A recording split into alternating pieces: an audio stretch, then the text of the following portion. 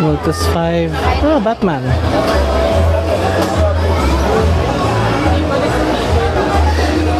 Good day to our Toyota family. We warmly welcome you all to Hi. our event. Please enjoy our wonderful exhibits, exciting lineup of activities, and the artist alley Batman. near the parking entrance. Cool, okay. We have a few members for you to have a totally enjoyable experience. Magkano yung Hot Wheels niya? Please take care of your personal belongings.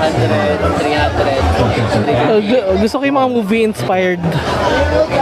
Oh, actually yung Batman. 250 Batman, ganyan. Tapos yung... Are all safe. Meron pa ibang pa Batman? Ah, ito pa, meron pa. Hindi yata Batman yan, ano? Ah, Batmobile nga yan. And keep your items. Oo nga, Batmobile nga. Ano pa mga iba? Everyone to report any suspicious of Pero ngayon mga ano, parang Ghostbusters or mga Back to the Future, mga ganun. please turn over Ha? any lost items you found Oh, so yun, gusto ko yung... located at the entrance. Pero ano naman, ano pa, hindi pa ako decided eh. Please avoid Naaliw lang kasi ako na mayroon. keep our walkways clear and free for bottlenecks and crowding.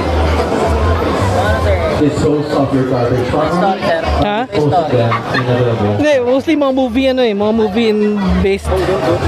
Let us all follow the safety and security guides so we can have a Ha? memorable Pwede ba iba ni Batman? and Pero sige, tignan ko makakabalik ako. festive week. Pero thank you very much. Have fun, friend.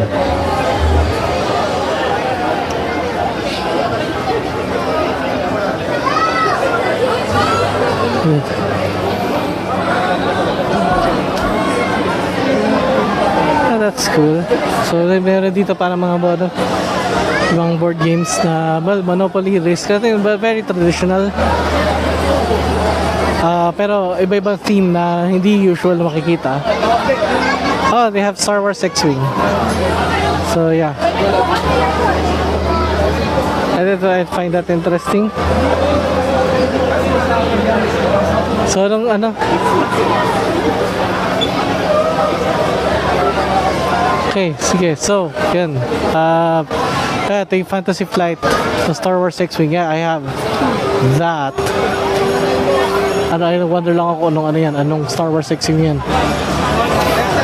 Kasi yan, meron dito yung mga iba-ibang Monopoly na iba-ibang theme na usually hindi mo makikita sa hindi mo makikita sa ibang store. So, well, sa SM. SM kasi usually ang mga Monopoly eh. Pero they have Animal Crossing.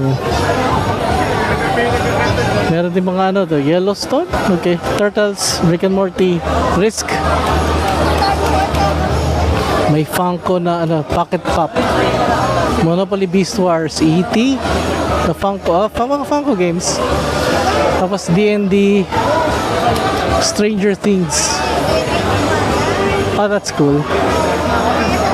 May mga board games sila dito. So I'm curious. Okay.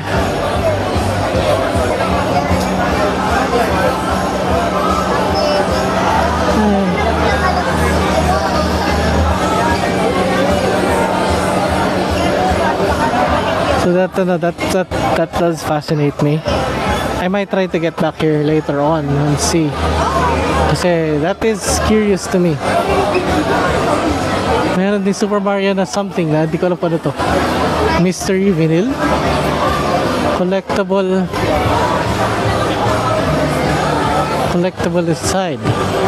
Oh, that's cool. That's really cool. Okay. May presyo ba to? Parang di ko naman may presyo siya. Pero yeah.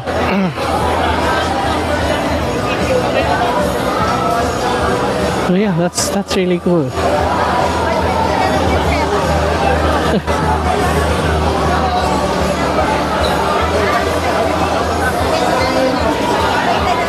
Funko up. Mga jigsaw. Mga jigsaw puzzles. Okay. Sige.